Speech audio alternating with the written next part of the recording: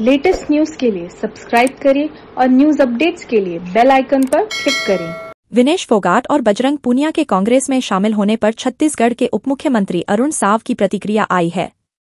उनसे जब पूछा गया कि विनेश ने आरोप लगाया कि जब उन्हें सड़कों पर घसीटा जा रहा था तो बीजेपी को छोड़कर हर एक पार्टी उनके साथ खड़ी थी।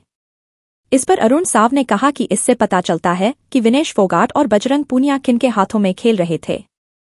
ये कांग्रेस की गोदी में खेल रहे थे, ये स्पष्ट तौर पर दिख रहा है। बीजेपी हमेशा से न्याय के पक्ष में खड़ी होती रही है। कांग्रेस ज्वाइन कर लिया और उस पर विनेश फोगाट का एक बयान आया था कि जब उनको सड़कों पे घसीटा जा रहा था तो हर एक पार्टी उनके साथ खड़ी थी एक्सेप्ट बीजेपी। इससे पता चलता है कि ये दोनों खिलाड़ी विनेश फोगाट और बजरंग पूनिया किनके हाथों में खेल रहे थे। ये देश के बेटा बेटियों के बजाय कांग्रेस की गोदी में खेल रहे थे, ये स्पष्ट रूप से दिख रहा है।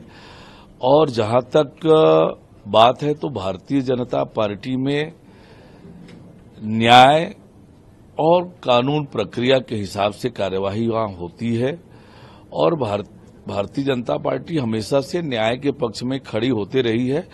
इनका ये आरोप बिल्कुल बेबुनियाद और निराधार है। ये राजनीतिक आधार पर इस प्रकार की वो बयानबाजी कर रही हैं।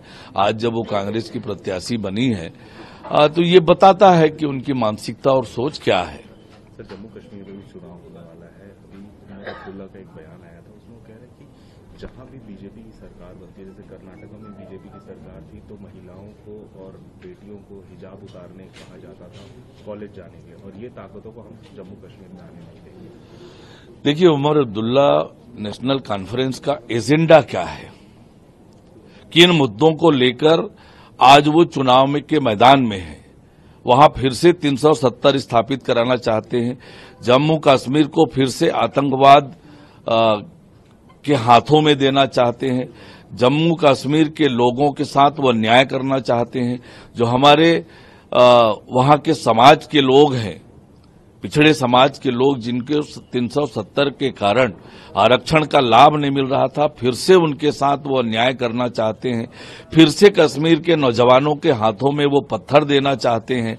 आज जब जम्मू कश्मीर विकास की ओर, तरक्की की ओर आगे बढ़ रहा है, कुछ परिवार की जागीर के बजाय आज वहां पर के नौजवान, वहां पर का उद्योग व्यापार फल रहा है, जिस प्रकार से वह जम्मू कश्मीर का क्षेत्र विकास की ओर आगे बढ़ रहा है, जिस प्रकार से पर्यटक आ रहे हैं, ये उन्हें हजम नहीं हो रहा है और इसलिए इस प्रकार की वो बातें कर रहे हैं। आज जम्मू कश्मीर की जनता समझ गई है, वो विकास के साथ हैं और निश्चित रूप से उनका आशीर्वाद भारतीय जनता पार्टी को मिलेगा। For more news updates, do subscribe, like, share and comment. Clipper 28